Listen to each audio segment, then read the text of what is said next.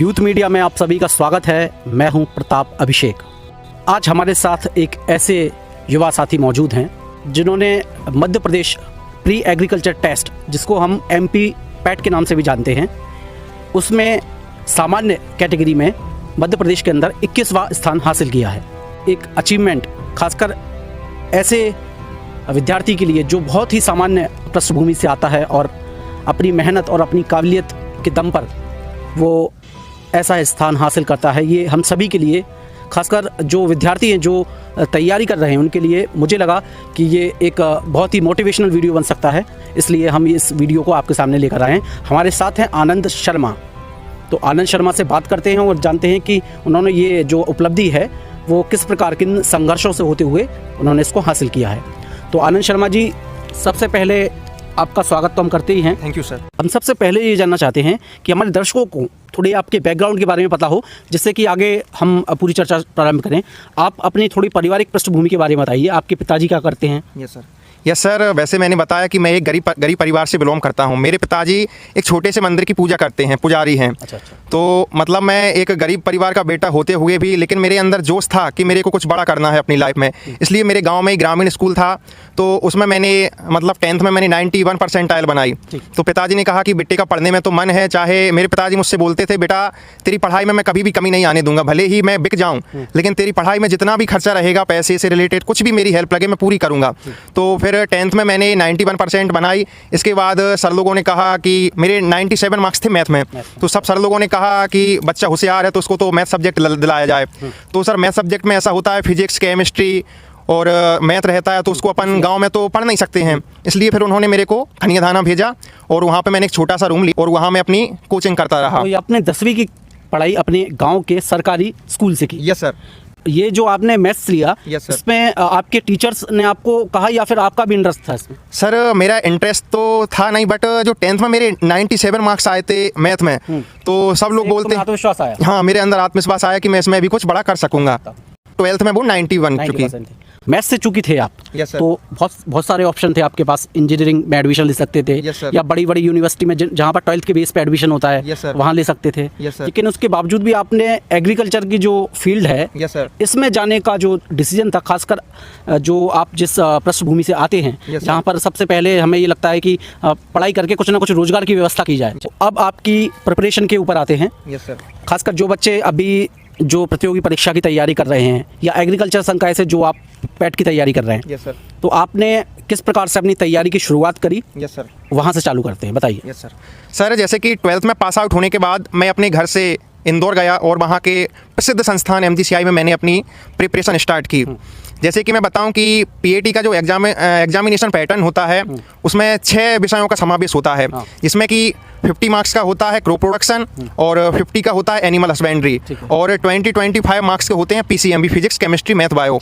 अगर किसी भी स्टूडेंट को मतलब इसमें सरलता से सिलेक्शन लेना है, तो वो अपना एग्रीकल्चर पोर्शन को अच्छे से पढ़ के और PCMB को थोड़ा कम पढ़ के भी वो उसमें सिलेक्शन ले सकता है। क्योंकि मतलब अपना एग्रीकल्चर पोर्शन आता है 100 मार्क्स का और PCMB आता है भी 100 का, तो सिलेक्शन नॉर्मली 120-125 में हो जाता है। Yes, तो अब सभी जो देखने वाले बच्चे हैं उनका सवाल रहता है, खासकर जो नए नए प्रिपरेशन फील्ड में आते हैं, कि कितने घंटे पढ़ाई की? Yes sir. तो इसके बारे में क्या कहना, कितने घंटे पढ़ाई की? यस सर, ये बहुत ही अच्छा पहलू है, ये बहुत ही अच्छा प्रश्न है सर। क्योंकि सर अभी तक मैंने अपनी जो पढ़ाई की है वो घंटों में मैंने नहीं पढ़ा है।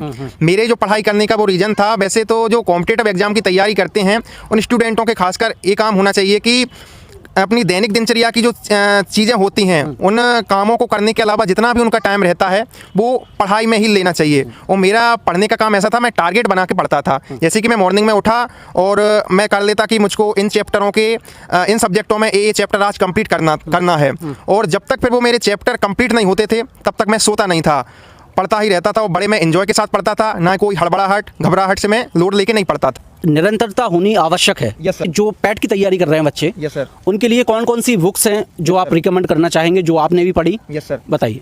सर बुक्स तो मैं नहीं कह सकता। जो हमारा इंदौर का जो प्रसिद्ध MGCI संस्थान है, उसमें हमको सर लोगों ने ऐसे नोट्स प्रोवाइड किए थे जिनमें मतलब ज़्यादा से ज़्यादा चीज़ों को हमने अच्छे से समझा, मतलब शॉर्ट नोट्स बनवाए थे हमको।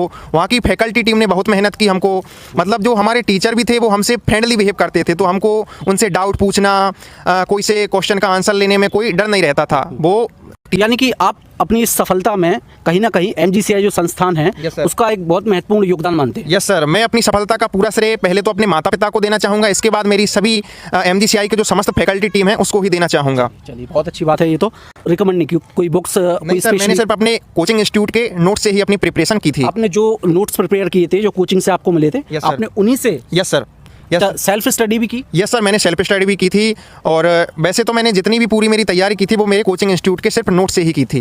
तो कितना समय लगा आपको? पहला ही अटेम्प्ट था ये? हाँ सर, मेरा पहला ही अटेम्प्ट था। 12th के बाद मैं इंदौर में गया और मैंने 1 वर्ष में ही अपना PAT एग्जाम को क्वालिफाई किया हूँ। अब आपको कॉलेज कौन सा मिला है? विजय राजे सिंधिया जो ग्वालियर में? यस सर, जो अपनी यूनिवर्सिटी प्रथम यूनिवर्सिटी है अपनी JNKV जवाहरलाल नेहरू कृषि महाविद्यालय जो जबलपुर में है, और सेकंड पे स्थान पर आती है राजमाता विजय राजे सिंधिया कृषि महाविद्यालय जो ग्वालियर में है। आपको उसमें स्थान मिल गया? यस सर, एडमिशन हो गया है मेरा, और 1 तारीख से मेरे सेशन स्टार्ट हो रहे हैं, 1 फरवरी से। 4 साल BSc करेंगे? Yes sir. कई बच्चों का ये मैंने अपने अनुभव से देखा है Yes, sir. कि वो अपना जो डिग्री है उससे पहले वो उनके विचार में ये सब चीज़ें आती हैं कि इस डिग्री के बाद हम क्या करेंगे, Yes, sir. इसके बाद हमारा क्या होगा। Yes, sir. तो चूंकि इस विषय को लेकर उतनी जागरूकता नहीं है Yes, जितनी कि इंजीनियरिंग या MBBS डॉक्टरी में, तो उनके लिए आप क्या कहना चाहते हैं कि इस विषय में BSc करने के बाद बच्चों के लिए क्या स्कोप बनते हैं? सर, वर्तमान स्थिति को देखते हुए मैं कह सकता हूं कि कंपटीशन दिन प्रतिदिन बढ़ता जा रहा है। चाहे वो मैथ्स हो, चाहे वो बायोलॉजी हो, ये तो हर स्टूडेंट ले रहा है। लेकिन मेरी जानकारी में है कि अभी एग्रीकल्चर फील्ड में बहुत ही कम कंपटीशन है। तो इससे मेरी जो एग्रीकल्चर BSc चलेगी ही 4 साल की, तो मेरा सपना है IFS, इंडियन फोर्स सर्विस। तो इसमें जो 4 साल में जो अपना मैं ज्ञान अर्जित करूंगा, उससे मेरे को UPSC में जो IFS रहता है उसमें मेरे को बहुत बेनिफिट्स मिलेगा उससे। और एग्रीकल्चर फील्ड में भी अगर मैं एग्रीकल्चर BSc कंप्लीट कर लेता हूं तो मैं बेरोजगार नहीं बैठ सकता हूं। इससे बहुत ही ज़्यादा वैकेंसियाँ रहती हैं, जैसे कि कृषि क्षेत्र अधिकारी, एग्रीकल्चर फील्ड ऑफिसर, AFO, बहुत ज़्यादा इसमें स्कोप है एग्रीकल्चर फील्ड में। इसके अलावा भी जो अब कृषि क्षेत्र में काफ़ी प्राइवेट कंपनी भी आ गई हैं, Yes, या sir. मैन्युफैक्चरिंग की बात करें या कृषि की मशीनरी की बात करें, Yes, sir. तो वहाँ भी स्कोप बनता है। हाँ सर, अपना राजमाता विजय राजे सिंधिया हुआ, जवाहरलाल नेहरू कृषि विश्वविद्यालय, इन कॉलेजेस में होता है प्लेसमेंट। तो अपनी जो डिग्री होती है तो बड़ी बड़ी कंपनियां रहती हैं, तो वो अपने को यहाँ से ले जाती इससे हैं, छात्रों को ले जाती placement कर हैं, लेती प्लेसमेंट कर लेती हैं। ये डिग्री भी आज के समय में किसी डॉक्टरी या इंजीनियरिंग की डिग्री या MBBS की या MBA की डिग्री से कम नहीं है। यस सर, यस सर, मैं कह सकता हूँ कि ये डिग्री हाँ किसी से कम नहीं है। मतलब BSc एग्रीकल्चर नाम ही बहुत बड़ा है इसका।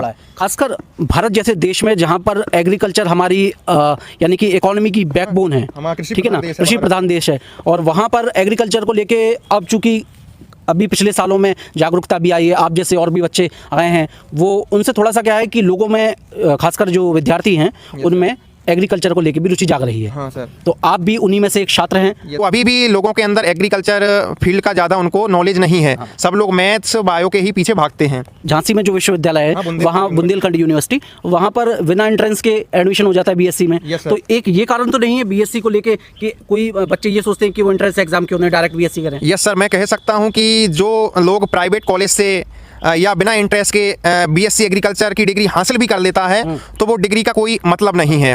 वो सिर्फ सामान्यतः एक ग्रेजुएशन की डिग्री ग्रेजुएशन की डिग्री है। अगर जो विद्यार्थी इस इंटरेस्ट के जरिए PAT के जरिए जो कॉलेज प्राप्त करके उससे जो अपनी BSc की डिग्री हासिल करता है तो वो डिग्री की बहुत मान्यता रहती है। काबिलियत जब तक नहीं आएगी, Yes, sir. जब तक आप सफलता अर्जित नहीं कर पाएंगे। sir. नंदन जी, आपको आपके भविष्य के लिए हमारी तरफ से बहुत बहुत शुभकामनाएं। आप निरंतर ऐसे ही मेहनत करते रहें और अपने माँ बाप का, अपने क्षेत्र का नाम रोशन करते रहें। थैंक यू सर, बहुत बहुत धन्यवाद आपका सर। यूथ मीडिया का मैं बहुत बहुत धन्यवाद देना चाहूँगा, जिन्होंने अपने जरिए अपने क्षेत्र के लोगों के लिए, जो हमारे जूनियर होंगे, उनके लिए संदेश देना चाहा। बहुत बहुत धन्यवाद यूथ मीडिया। तो साथियों, इस वीडियो में फ़िलहाल इतना ही। आप देख रहे थे यूथ मीडिया। नमस्कार।